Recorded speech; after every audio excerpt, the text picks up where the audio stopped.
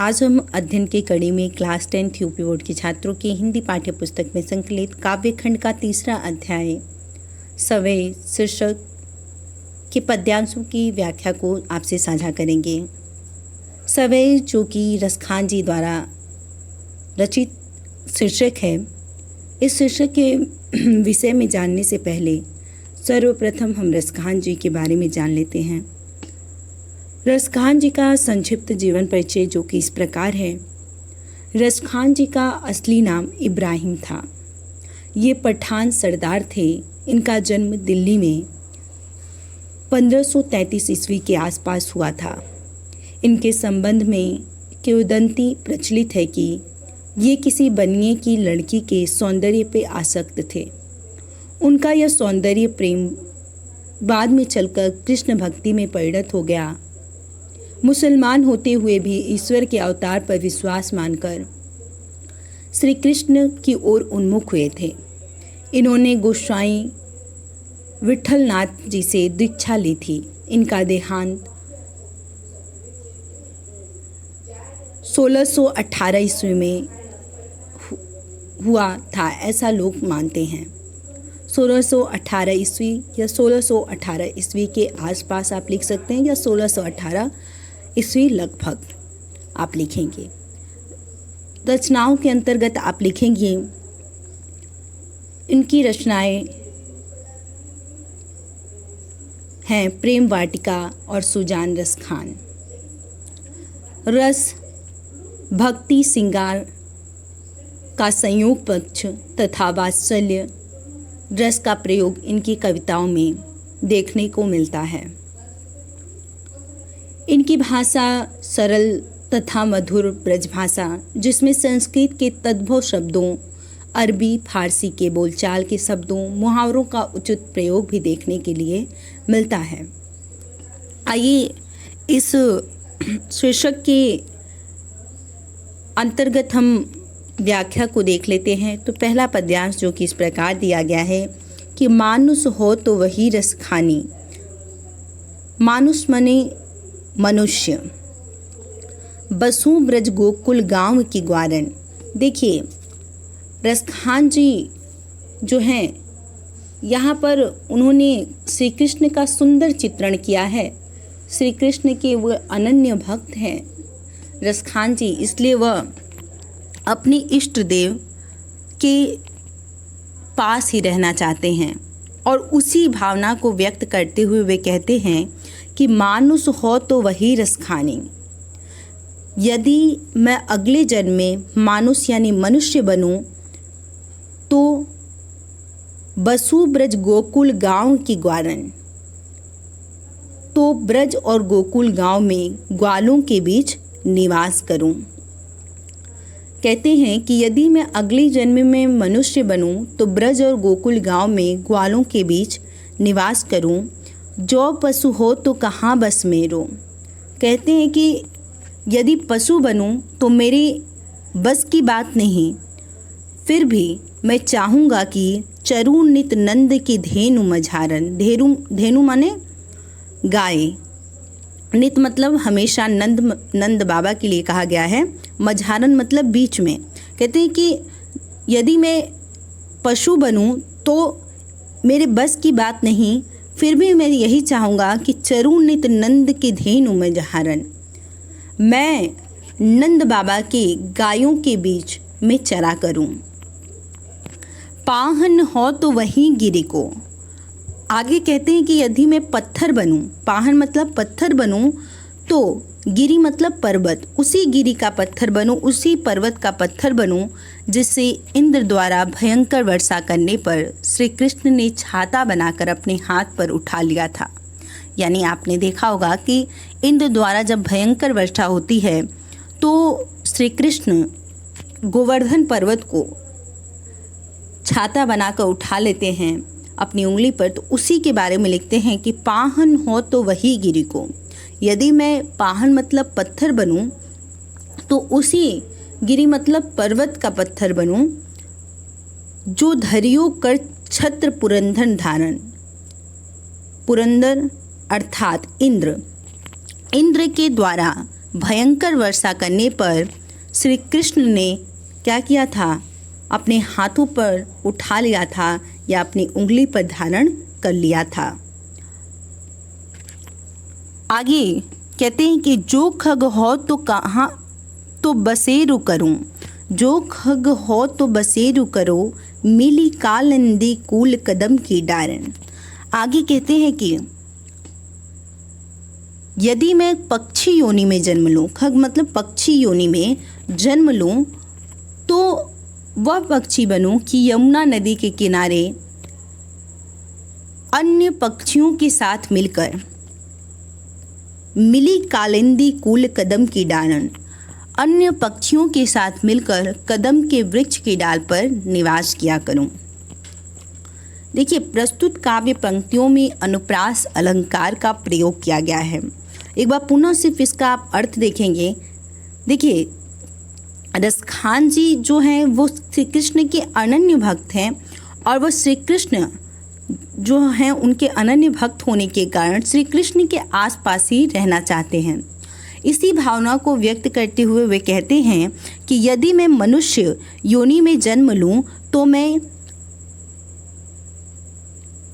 मैं ब्रज और गोकुल गांव के ग्वाल बालों के बीच निवास करूं, और यदि मैं पशु योनि में जन्म लूं तो ये मेरे बस की बात नहीं है। फिर भी मैं यही चाहूँगा कि मैं नंद बाबा के गायों के बीच में चरा करूं। क्यों नंद बाबा के गायों के बीच में चरा करूं कहते हैं? क्योंकि जो श्री कृष्ण थे वह भी गाय चराने के लिए जाया करते थे।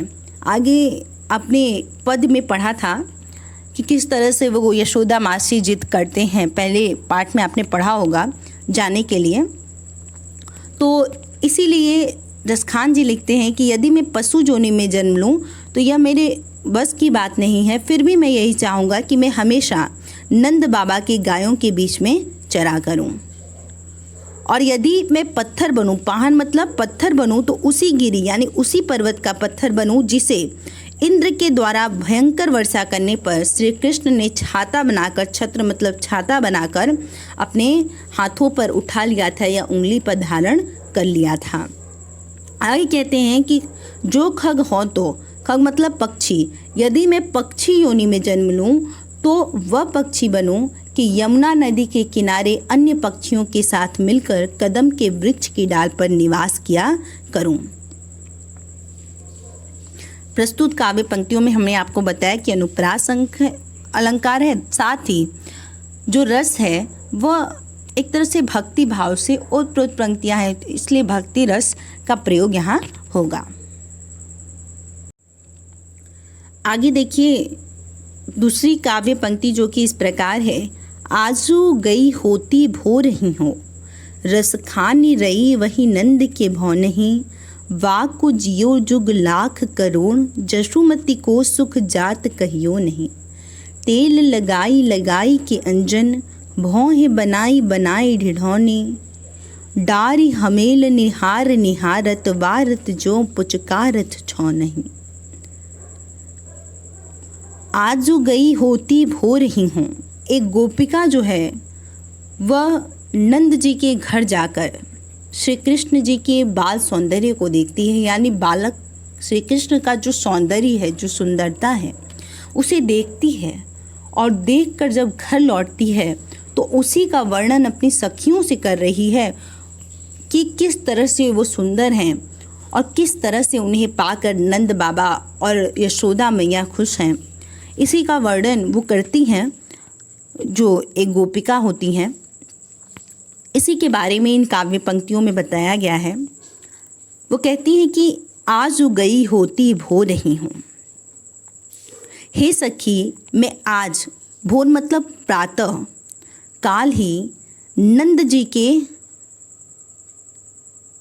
घर गई थी। रस खानी रही वही नंद के भौ नहीं, वहाँ जाकर मैं पूर्ण रूप से, रई मतलब प्रेमासक्त हो गई। वो कहती हैं कि वहाँ जाकर मैं पूर्ण रूप से प्रेम के रस में डूब गई। वो कहती हैं कि हे सखी, आज मैं भोर मतलब प्रातः काल ही नंद बाबा के घर गई और मैंने वहाँ पर उनके पुत्र को देखा और उनके पुत्र को देखने के बाद मैं पूरी तरह से उनके प्रेम में डूब गई। क्यों डूब गई? वाग को जियो जुग लाख करुण, नंद जी का वह लाल। जियो मतलब वो आशीर्वाद देती है कि नंद जी का वह लाल लाखों करोड़ों युगों तक जीवित रहे, यही मेरी क्या है? कल्पना है। लाख करोड़ मतलब लाखों करोड़ों वर्ष तक जीवित रहे, यही मेरी क्या है? कामना है। जशुमती को सुख जात कहियो नहीं, यशोदा ऐसे लाल को पाकर अत्यंत सुख की अनुभूति कर रही हैं, जात कहियो नहीं। उनकी जो सुख की अनुभूति है उसका वर्णन नहीं किया जा सकता है। आगे पंक्तियों में लिखा गया है कि तेल लगाई लगाई के अंजन। यशोदा जी ने अपने बच्चे को तेल उपटन किया, उसके बाद लगाई के अंजन, अंजन मतलब काजल, उन्होंने आँखों में अंजन किया यानी कि काजल लगाया। श्री कृष्ण को उन्होंने पहले तेल उपटन लगाया, उसके बाद अपने बेटे कृष्ण को अंजन यानी उनके आँखों में काजल लगाया। भौं ही बनाई बनाई ढिढौनी, और उसके बाद उन्होंने उनके भौं को संवारा और उसके बाद बनाई डिठौनही। डिठौनही मतलब होता है काजल का टीका। अक्सर आप देखते हैं कि छोटे बच्चे जब होते हैं तो माँ लोग क्या करती हैं कि काजल का एक छोटा सा टीका लगा देती है ताकि उन्हें किसी की नज़र न लगे। तो उसी के बारे में लिखते हैं कि यशोदा जी ने बच्चे को तेल उपटन लगाया, उसके बाद उनकी आँखों में काजल लगाया, उसके बाद उनकी भौहें बनाई, उसके बाद उन्हें नज़र से बचाने के लिए एक काजल का ठिठौना बनाया यानी टीका लगा दिया। डारी हमेल निहार निहारत, आगे कहते हैं कि और उनके गले में हमेल निहार एक कंठहार डाल कर निहारत, उसे ही देख देख कर वारत मतलब न्यौछावर कर रही थीं। कहे कि डारी हमेल निहार निहारत, वो श्री कृष्ण के गले में कंठहार डालकर उसे ही देख देख कर उस पर निछावर हो रही थी, जो पुचकार छौ नहीं, और अपने बच्चे को पुचकार रही थी। देखिए, प्रस्तुत काव्य पंक्तियों में लगाई लगाई में क्या है? पुनरोक्ति प्रकाश अलंकार है, साथ ही बनाई बनाई शब्दों की भी क्या है? पुनरावृत्ति हुई है, अतः यहाँ भी पुनरोक्ति प्रकाश अलंकार का प्रयोग है। आगे देखिए, वारत जो चुचकारत छौ नहीं में क्या है? दृष्टांत अलंकार का प्रयोग हुआ है, और साथ ही प्रस्तुत काव्य पंक्तियों में अनुप्रास अलंकार की छटा दर्शनीय है।